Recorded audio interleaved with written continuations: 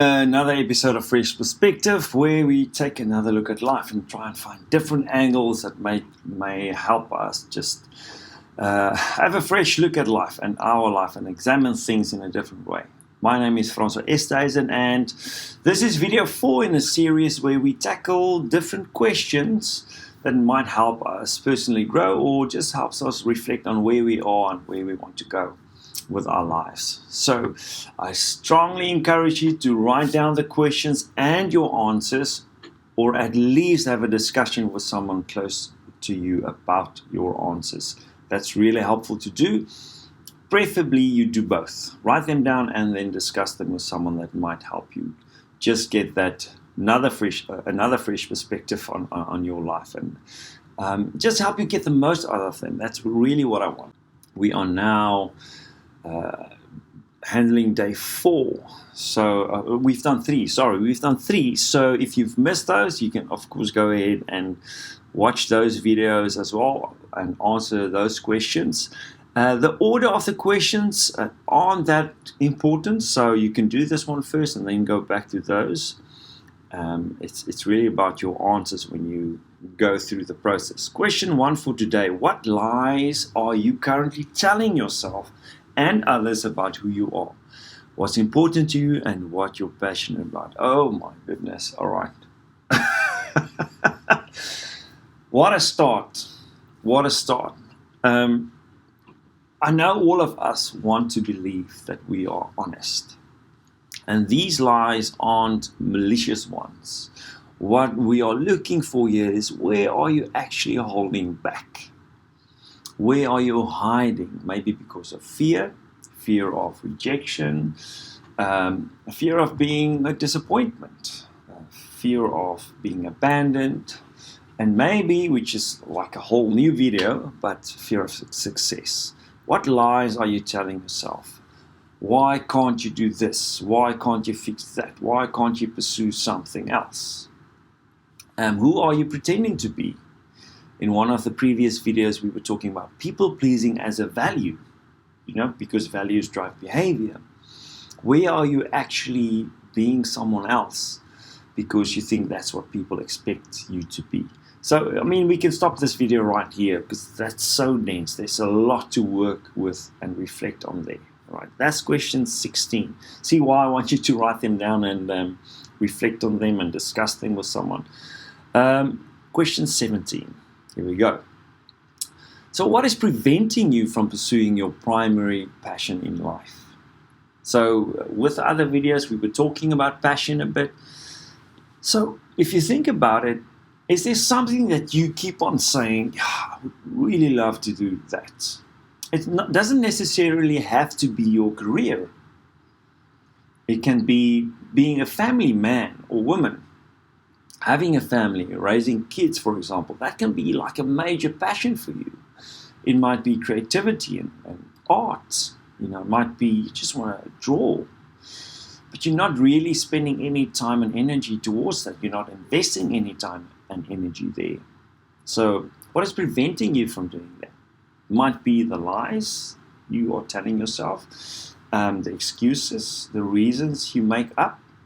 But if you are really curious, you might discover what's really preventing you. And it might be deep beliefs about your abilities or what you are allowed to have in life. Things like that. Once again, that's a whole new video on its own. Number 18.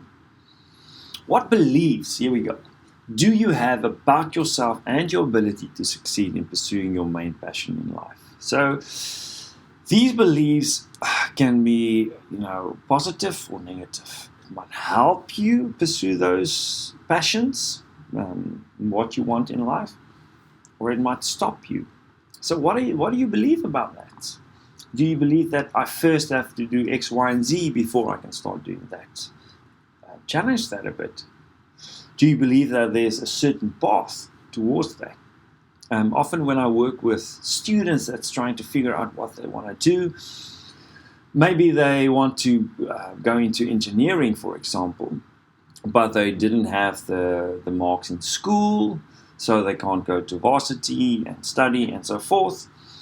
And then when we start exploring the different avenues where they can end up doing exactly what an engineer does, just by a different pathway, suddenly the lights go on and they realize, oh, wait a minute, I've been limiting myself, because I believed because of these bad marks, I can't do what I actually want to do.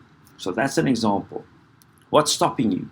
What beliefs do you have about the ability to succeed that's stopping you or might be helpful? Write them down so you can see them. I actually believe this about myself. I actually believe that I am a great listener and can add massive value to people's lives in terms of just being there for them and allowing them to maybe unpack certain questions they have in their life or anything like that. Okay, I hope that's enough of an example for you. Write down those beliefs. And it's helpful to start with, I believe that, of course, if that wasn't clear. How have your limiting beliefs and fears held you back from finding or pursuing, there's a spelling mistake, sorry about that, your main passion in the past? How has that stopped you from pursuing that? So a limiting belief is something, I often also call them affirming beliefs. No, that's not the word. I'll remember the word now. So limiting belief is a belief that tells you this is as high as you can go. And as long as you hold on to that belief, that is how high you can go and how much you can achieve. So a fear is almost always just another form of a limiting belief. It might be, like I mentioned already, if you're a failure, because you are afraid to fail, that's limiting. Or maybe you believe that if you fail, it would be devastating. Yeah, that's a belief. That's a limiting belief, but it's based on a fear of failure. If I fail, I would be so embarrassed, I wouldn't want to show my face in public again. That's a belief. And you can change that belief to become an empowering belief. Okay. Last question for today. What credible evidence do you have to suggest that your fears or limiting beliefs that are holding you back are true? So this is about reflecting and looking at your life and saying, okay, if I'm afraid that I would fail because of this and this reason, do I have evidence? Do I have evidence that this will happen? Credible evidence. For example, people might be afraid of public speaking because they will be embarrassed or they might say the wrong thing, and that will mean like people will avoid them or they will be shunned or whatever. A massive fear is public speaking, by the way. So if you look back at your life, do you see evidence of that? Maybe you see I've done many public speaking events or spoken and I've survived all of them. I've been okay. I've gotten positive feedback on it. I've gotten feedback that's actually helped me improve. People telling me, maybe try this, use this, try this angle, whatever. But my fears, these limiting beliefs, they didn't come true. So reflect on that a bit. That word for the belief that I've lost in it's bugging me now. But in any case, if you find these questions valuable and you want to delve deeper into them, maybe learn more about them, or maybe just you need a partner to help you delve deeper into these questions and reflect on them, please feel free to book a free consultation call, and I will be glad to assist you with that if I can. If I cannot, help you find someone that can. All right, until next time, I hope you have an epic day. Bye-bye.